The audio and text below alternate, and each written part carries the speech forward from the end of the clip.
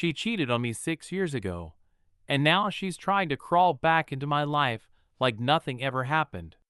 The beginning of 2018 should have been just another chapter in my life, but instead, it turned into the moment that shattered me completely.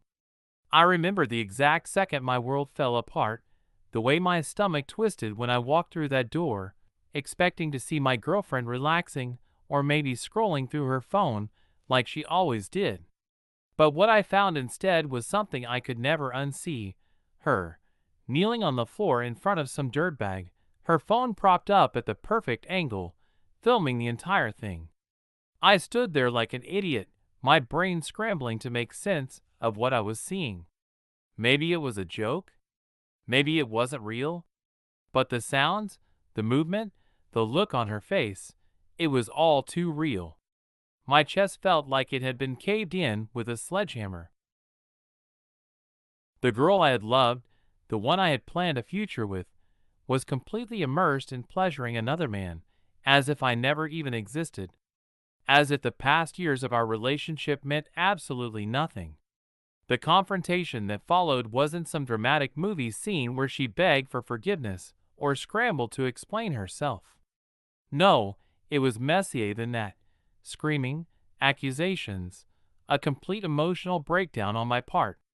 I could barely string sentences together, caught between fury and heartbreak, while she just stood there, her face shifting between guilt, shock, and frustration, like I was the one ruining her life. When I finally stormed out of that apartment, I felt like I had left behind a part of myself, one I'd never get back. The aftermath was brutal. The pain didn't just linger, it consumed me. I lost weight, lost sleep, and lost any sense of who I was. The depression hit me so hard that I couldn't even function. Some nights, I stared at the ceiling, wondering how one moment could undo everything I thought I knew. Other nights, I just wanted it all to stop. It got so bad that I ended up in and out of mental wards for the next month, trying to find a way to keep my head above water. I wasn't just heartbroken, I was completely gutted, hollowed out from the inside. She had been my first serious girlfriend, the first person I ever imagined forever with, and in a single moment, she turned me into nothing more than a bystander to my own destruction. After what felt like an eternity drowning in my own misery, I finally clawed my way out of that dark place. But I didn't just recover, I became obsessed. Bodybuilding and fitness became my lifeline, the only thing that made sense in a world that had completely fallen apart around me. Back when we were together, I carried an extra 40 pounds, and deep down, I had convinced myself that this was the reason she had betrayed me. I thought maybe she had stopped being attracted to me, that my body had turned her away. That irrational thought burrowed itself into my brain and took root. So I made it my mission to change everything. If my weight had been the problem, then I would make sure I never had that problem again. I cut myself off from nearly everyone: friends, family, casual acquaintances. My world shrank down to just three things: home, work, and the gym. That was it. No nights out, no social gatherings, no dates. Just weights, discipline, and an endless pursuit of physical perfection. For a year and a half, I pushed myself to the limit. Every morning, I was up before the sun, pounding the pavement or grinding through brutal lifting sessions. Every meal was meticulously planned, every calorie counted, every rep executed with surgical precision. The results were undeniable.